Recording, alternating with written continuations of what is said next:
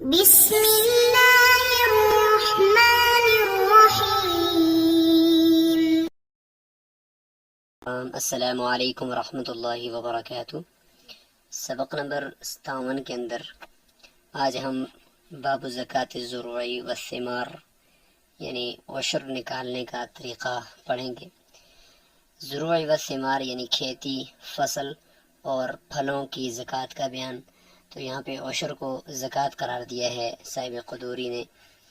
باب کے اندر، لیکن یہاں پہ جو بیان کرنا مقصود ہے وہ فصلوں کے اندر عشر بیان کرنا مقصود ہے، کیونکہ فصلوں کے اندر غلے کے اندر عشر ہوتا ہے، زکوٰۃ نہیں ہوتی۔ عشر اور زکوٰۃ کے اندر کچھ فرق ہے، وہ آگے چل کر انشاءاللہ ہم آپ کو بتائیں گے۔ مختصر سی اس کی ڈیفینیشن یہ ہوگی کہ جو زمین سے ہمیں زمین جو ہمیں پیداوار دیتی ہے، جیسے کہ اناج ہے، گندم ہے، مکئی ہے، اور اس کے علاوہ سبزیاں ہیں، ترکاریاں ہیں، جتنی بھی چیزیں زمین سے ہم اگاتے ہیں تو اس میں اللہ تعالیٰ کا حق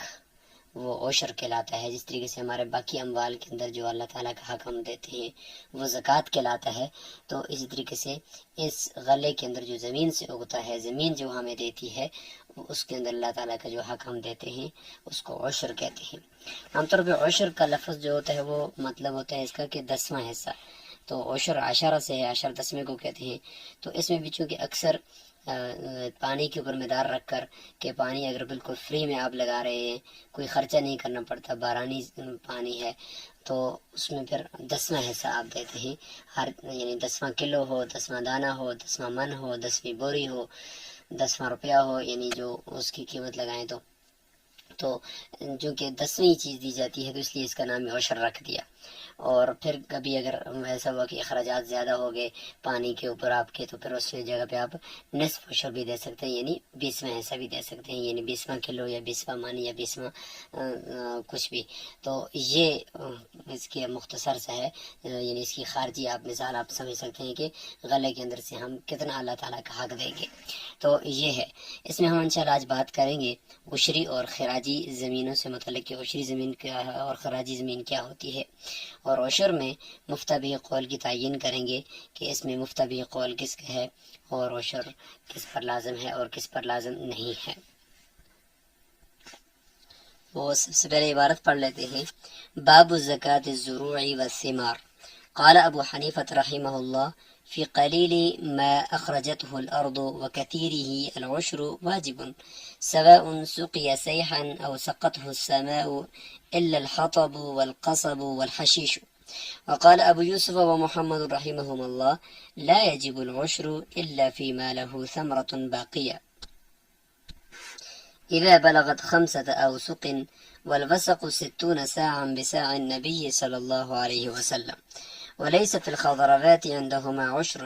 وما سقي بغرب أو دالية أو ثانية ففيه نصف العشر على القولين۔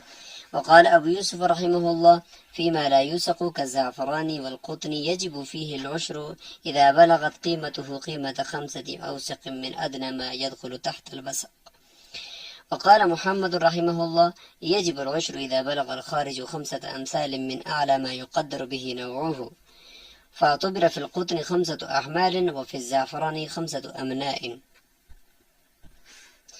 وفي العسل العشر إذا أخذ من أرض العشر قل أو كثر۔ وقال أبو يوسف رحمه الله فيه حتى تبلغ 10 أزقاق۔ وقال محمد رحمه الله 5 أفراق، والفرق 36 رطلا بالعراق، وليس في الخارج من أرض الخراج عشر۔ عبارت کی مختصر تشریح کر لیتے ہیں تاکہ اسی کے ضمن میں جو بات آئے تو اس کو ہم پھر جدید صورتوں کے اندر بھی دیکھ لیں۔ باب زکوٰۃ الزروع والثمار، یہ باب کھیتیوں کی زکوٰۃ اور پھلوں کی زکوٰۃ یعنی عشر کے بیان میں ہے۔ قال ابو حنیفہ رحمہ اللہ، امام ابو حنیفہ رحمہ اللہ فرماتے ہیں فی قلیل ما اخرجته الارض وکثیرہ العشر واجب، کہ زمین کے ہر اس تھوڑی مقدار میں، غلے کی تھوڑی مقدار میں جس کو زمین نکالتی ہے یا زیادہ مقدار میں جس کو وہ نکالتی ہے، العشر واجب، عشر اس میں واجب ہے، یعنی اس میں سے اللہ کا حق 10واں حصہ دینا واجب ہے۔ سواء سقیا برابر ہے کہ چاہے اس کو سیراب کیا گیا ہو سیخن جاری پانی سے، اور سقط السماء یا آسمانی یعنی بارانی پانی سے اس کو سیراب کیا گیا ہو، یعنی آسمان نے اس کو سیراب کیا یعنی بارانی پانی سے، تو ان سب چیزوں کے اندر عشر ہے، یعنی نہ زیادہ مقدار کو دیکھنا ہے نہ کم کو دیکھنا ہے، بلکہ جتنا بھی ہے اس سب کے اندر عشر واجب ہوگا، اور جتنی بھی چیزیں ہیں ان سب کے اندر عشر واجب ہوگا۔ الا الحطب والقصب والحشیش، الا لکڑی کے، اور والقصب بانس نرکٹ کے، اور گھاس کے، یعنی ایسی چیزیں کہ جن کو اتنی حیثیت نہیں دی جاتی اور خود رو ہو جاتی ہیں، اور کبھی کبھار تو ان کو جگہ کو صاف کرنے کے لیے ہٹایا بھی جاتا ہے، تو ایسی چیزیں جو ہیں جو مل جاتی ہیں عام طور پر، تو اس کے اندر عشر واجب نہیں ہے۔ جیسے کہ حطب لکڑی کی مثال دی ہے، قصب ایک تو ہوتا ہے کہ وہ جو جس سے چینی بنتی ہے جسے ہم کہتے ہیں، تو وہ جو بانس اس سے آگے پھر جا کر بنتے ہیں وہ تو ہوتے ہیں لوگوں کے مقصود ہوتے ہیں اور ان کا کاروبار ہوتا ہے۔ ہاں جسے ہم قلم بناتے ہیں اس کو ہم نرکٹ کہہ سکتے ہیں، تو وہ چونکہ عام طور پہ خودرو ہوتی ہیں وہ یہاں پہ مراد ہیں۔ والحشیش اور گھاس، وہ گھاس جو عام طور پہ ایسے لگا ہوتا ہے اور کبھی اس کو پانی نہیں دیتا مالک، اور کبھی اس کی باڑ لگا کر اس کو روکا ہوا نہیں ہے، تو اس طرح کا گھاس اگر ہے تو وہ بھی اس کے اندر بھی عشر نہیں ہے۔ تو اگر یہی تینوں چیزیں ایسی ہیں کہ ان کو امید دی جا رہی ہے اور ان کو مالک دیکھ بھال اس کی کر رہا ہے اور اس کی مقصود آمدنی ہے اور اس کا بزنس ہے یہ لکڑی ہی یا یہی بانس اور یا یہی گھاس، تو پھر ان کے اندر بھی عشر آئے گا۔ وقال ابو یوسف و محمد رحمہم اللہ، صاحبین رحمہم اللہ فرماتے ہیں لا یجب العشر، کہ عشر واجب نہیں ہے کسی چیز کے اندر بھی، الا فیما لہ ثمرۃ باقیۃ، الا یہ کہ اس چیز کے لیے کوئی ایسا ہو کہ وہ باقی بھی رہ سکتی ہو۔ ثمرۃ باقیۃ کا معنی کہ وہ پھل ہو یا کچھ چیز بھی ہو، وہ اس کے لیے اس کا وہ کچھ خاص مقدار وہ باقی بھی رہ سکتی ہو، یعنی 1 سال تک تو کم از کم وہ چیز باقی رہے، یعنی وہ گل سڑ نہ جائے، خراب نہ ہو جائے اور 1 سال تک باقی رہے، تو جی چیزیں ایسی ہیں تو ان کے اندر عشر ہوگا۔ صاحبین کے نزدیک جو ایسی نہیں ہے تو ان کے اندر نہیں ہوگا۔ لہٰذا سبزیوں کے اندر ان کے نزدیک عشر نہیں ہے کیونکہ سبزیاں 1 سال تک باقی نہیں رہ سکتی۔ دالوں کے اندر، گندم کے اندر عشر ہوگا کیونکہ وہ باقی رہ سکتی ہیں، تو انہوں نے مدار اس چیز کے اوپر رکھا ہے۔ تو یاد رکھیں یہیں پہ ہم آپ کو بتا دیتے ہیں کہ مفتہ بھی قول جو ہے وہ امام ابو حنیفہ رحمہ اللہ کا ہے کہ کوئی مقدار اس میں شرط نہیں ہے، کچھ بھی نہیں ہے، اور بقا بھی شرط نہیں ہے کہ یہ باقی رہیں گی تو زکوٰۃ ان پہ عشر ہوگا، نہیں باقی رہ سکیں گی 1 سال تک تو عشر نہیں ہوگا، اس کی بھی تقسیم نہیں ہے۔ اچھا، دوسری شرط صاحبین کہ ایک تو یہ ہے کہ وہ باقی رہ سکتی ہوں 1 سال تک، دوسری شرط یہ کہ اذا بلغت 5 اوسق، 5 وسق تک ان کی مقدار پہنچ جائے تب عشر ہوگا۔ اور وسق کسے کہتے ہیں؟ والوسق 60 ساعًا بساع نبی علیہ السلام، حضور صلی اللہ علیہ وسلم کے جو سا تھے 3.5 کلو، تو اس سا کے اعتبار سے 60 سا بنتے ہیں 1 وسق کے۔ تو صاحبین فرماتے ہیں جو کہ ان کے پاس ایک روایت ہے کہ 60 سا سے کم میں یا 5 وسق سے کم میں جو ہے وہ عشر نہیں ہے، تو اس طریقے سے۔ اور دوسرا یہ کہ ان کے پاس یہ روایت بھی ہے کہ خضروات یعنی سبزیوں کے اندر کوئی عشر وغیرہ زکوٰۃ وغیرہ نہیں ہے۔ اس کا جواب امام ابو حنیفہ رحمہ اللہ یہ دیتے ہیں کہ یہ جو حدیث ہے کہ 5 وسق سے کم میں زکوٰۃ نہیں ہے، تو وہ تو زکوٰۃ سے متعلق ہے، صراحتاً اس کے اندر زکوٰۃ کا ہی لفظ ہے، وہ تو ہے ہی زکوٰۃ سے متعلق۔ اور دوسرا یہ کہ وہ حکومت کی طرف سے جو نمائندہ آتا ہے آ کر زکوٰۃ کے مال کو وصول کرتا ہے اس کے لیے ہے، کیونکہ وہ حکومت کی طرف سے ایک ٹرک لے کر، گاڑی لے کر صرف 2 کلو 3 کلو چیز کے لیے تو نہیں پھر سکتا نا، اس لیے فرمایا کہ جو 5 وسق یعنی 60 سا سے کم کی جو زکوٰۃ ہوگی وہ لوگ اپنے طور پر ہی ادا کریں، لیکن اس سے زیادہ کی جب ہوگی تو پھر ہمارا نمائندہ آئے گا یعنی حکومت کی طرف سے، تو وہ اس کو وصول کرے گا، تو یہ اس سے متعلق ہے، ایسا نہیں کہ یہ عشر سے متعلق ہے۔ یہ امام ابو حنیفہ رحمہ اللہ کی ان کا جواب ہے صاحبین کی دلیل پر۔ تو بہرحال یہاں پہ جو فتویٰ ہے وہ امام ابو حنیفہ رحمہ اللہ کے قول پر ہے کہ کوئی مقدار بھی شرط نہیں ہے اور سبزیوں کا باقی رہنا بھی شرط نہیں ہے۔ آگے چل کر ہم عشر اور زکوٰۃ میں فرق بھی بیان کر دیں گے۔ اس لیے صاحبین فرماتے ہیں وَلَيْسَ فِي الْخَضْرَوَاتِ عِنْدَهُمْ عُشْرٌ، کہ صاحبین کے نزدیک پھر سبزیوں کے اندر عشر نہیں ہے، کیوں؟ اس لیے کہ وہ باقی نہیں رہ سکتی 1 سال تک۔ اچھا یہاں تک تو تھا عشر، یعنی 10واں حصہ آپ نے نکالنا ہے، چاہے 10واں کلو نکالیں، 10واں من نکالیں، 10ویں بوری نکالیں، 10واں تھا، کیوں؟ اس لیے کہ پانی جو تھا وہ بارانی پانی تھا، اس لیے پیچھے ہم نے شرط لگائی تھی۔ اور موسیقی بغربن، اور اگر ایسی زمین ہے کہ اس کو سراب کیا گیا ہے بغربن یعنی ڈھول کے ذریعے سے پانی نکال کر اس کو کیا گیا ہے، آج کل جیسے ٹیوب ویل ہے، ٹیوب ویل کے ذریعے سے پانی نکال کر موٹر لگا کر پانی لگایا جاتا ہے، تو یہ اخراجات ہو رہے ہیں۔ او دالیتن، یا یہ ہے کہ راہٹ جسے ہم کہہ سکتے ہیں، اس کو دالیہ کہتے ہیں، اس کے ذریعے سے اس کو سراب کیا جا رہا ہے۔ اور ثانیتن، یا اونٹنی کے ذریعے سے پانی کو نیچے سے اوپر کھینچا جا رہا ہے رسی کے ذریعے سے، اونٹنی کے ذریعے سے، تو ان سب زمینوں کے اندر ففی ہی نصف العشر، اس میں عشر کا نصف ہوگا، یعنی 10ویں حصے کا نصف، یعنی 20واں حصہ کر دیں، یعنی 19 آپ کی اور 20واں حصہ اللہ تعالیٰ کے راستے میں اپنے فقراء کو دینا ہے۔ علی القولین، دونوں قولوں کے مطابق، یعنی صاحبین کے قول کے مطابق بھی وہ چیز جو 1 سال تک باقی رہ سکتے ہیں جیسے گندم وغیرہ، اس میں پھر وہ 20 میں ایسا ہو جائے گا اگر پانی کے اوپر خرچہ آ رہا ہے، اور امام ابن فرم اللہ کے نزدیک بھی 20 میں ہو جائے گا۔ یہ دونوں قول۔ وقال ابو یوسف رحمہ اللہ، امام ابو یوسف اللہ فرماتے ہیں کہ کن چیزوں کے بارے میں، یعنی یہ تو تھا کہ وسق سے متعلق بات ہوگی کہ 5 وسق تک چیز پہنچتی ہو تو صاحبین کے نزدیک تب جا کر اس میں عشر ہوگا، اس سے کم میں عشر نہیں ہے۔ اب بعض چیزیں ایسی ہیں کہ جن کو وسق کا جو پیمانہ پرانا پیمانہ تھا، اب وسق کی آج کیا مقدار ہے وہ انشاءاللہ آگے چل کر ہم آپ کو بتاتے ہیں۔ وہ پرانا پیمانہ وسق کا، وہ تو اگر کسی کی کوئی چیز ایسی ہے کہ اس میں وہ نہیں ناپی جا سکتی، اس میں اس کو نہیں دیکھا جا سکتا، جیسے کہ زعفران کی گھاس ہوتی ہے، زعفران ہے، اس کو وسق میں نہیں ڈالا جاتا، اس کی اپنی ایک وہ گٹھی بنا دی جاتی ہے۔ یا یہ کہ اسی طریقے سے روئی ہے تو روئی کو وسق میں ڈال کر نہیں ناپا جاتا، بلکہ اس کے لیے الگ سے وہ گٹھی بنائی جاتی ہے۔ تو اب ان کا کیا کریں، ان میں عشر کا کیا کریں؟ کہتے ہیں کہ امام ابو یوسف فرماتے ہیں کہ فی ما لا یوسخ، ایسی چیزوں میں کہ جن کو وسق میں نہیں ڈالا جا سکتا، جیسے کہ زعفران والقطن، زعفران اور روئی ہے، تو اس میں پھر کیا کریں؟ فرمایا کہ یجب فیہ العشر، اس میں عشر واجب ہوگا کب؟ اذا بلغت قیمتہ قیمت 5 اوسق، کہتے ہیں کہ جب اس کی قیمت 5 وسق کو پہنچ جائے، اس زعفران کی، اس روئی کی قیمت 5 وسق کو پہنچ جائے۔ کون سی قیمت؟ من ادنا ما يدخل تحت الوسق، یعنی اس ادنا چیز کی قیمت جو وسق کے تحت ناپی جاتی ہے۔ ادنا چیز کیا ہو سکتی ہے؟ جو ہو سکتی ہے یا مکئی ہو سکتی ہے، ایسی چیز جو وسق کے اندر ناپی جاتی ہے، ان میں سے سب سے ادنا قیمت کی جو چیز ہوتی ہے اس کو دیکھو کہ اس کی کیا قیمت ہے 5 وسق کی۔ اگر اس کی 5 وسق کی قیمت مثلا مکئی ہے، اس کی 5 وسق کی قیمت مثال کے طور پر 4000 روپیہ ہے، لہٰذا ادھر سے زعفران اگر 4000 کے برابر ہوگا تو اس پہ عشر ہوگا، اس سے کم میں اس میں عشر نہیں ہوگا۔ یہ امام ابو یوسف فرماتے ہیں کہ وسق کے اندر جو چیز آ رہی ہے اس پہ سے ادنی چیز کی ریٹ کے ساتھ زعفران اور روئی کا اعتبار کریں گے، ورنہ ناپ تو سکتے نہیں۔ البتہ امام محمد رحمہ اللہ کا قول یہاں پہ تھوڑا سا اس سے ہٹ کر ہے، وہ فرماتے ہیں کہ وقال محمد رحمہ اللہ یجب العشر اذا بلغ الخارج 5 امثال، کہ